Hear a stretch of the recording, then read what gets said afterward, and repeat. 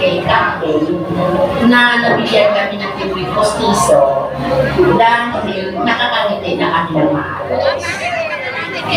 Napakalaga na naitulong sa akin. Bis na lumaki ang aking tindahan, puno ang aking tindahan, galing sa tulong kay Kapitan. 2024, dala ko pa rin yung sinabi sa akin ni Kandi na kaya. Natawa na lang ako kasi kaya ko. Napakaganda ng kanyang mga patakaran. Kahit siya ay bata na nungkulan na, pero napakaganda ng kanyang mga panukala, mga programa, lalo na sa mga maganda. Ay tuloy-tuloy.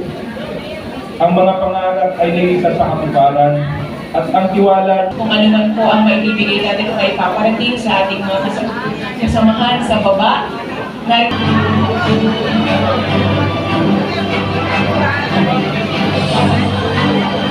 Babasahin ko po ang nilalaman ng ating pagkilala. Republika ng Pilipinas, Pamahalaan Lungsod ng Muntinlupa, Barangay Unasan. Pagkilala ay pinagkakaloob kay Christine John D. Barredo.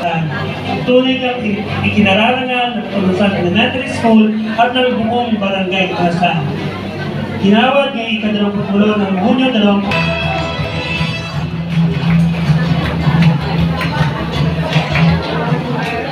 Salamin muna. Sa Committee on Appropriation and Ways and Means.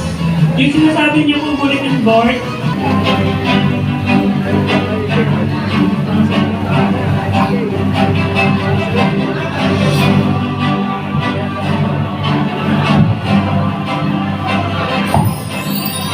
at treasurer, at syempre sa lahat ng bumubuo ng sangguniang kabataan. So budget appropriation naman po, meron tayong General Admin Program, 1 million.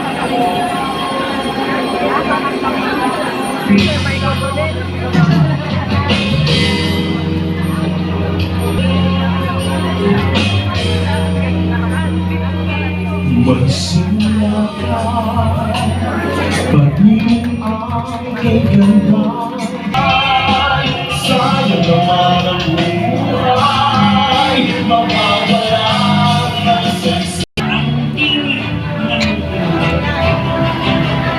natin ang ama ng Barangay Unasan, kagalang-galang John Dave Arcilia.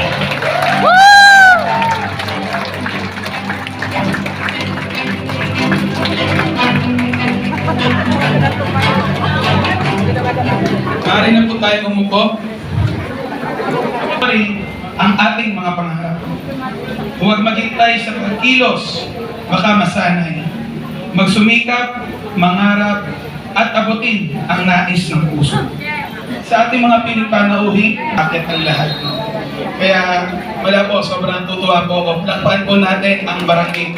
Barangay, aktibong diskusyon ng pamayanan tungo sa masigla at ng pagkakataon sa bawat mamamayan na makibahagi o maging bahagi ng layuning ito.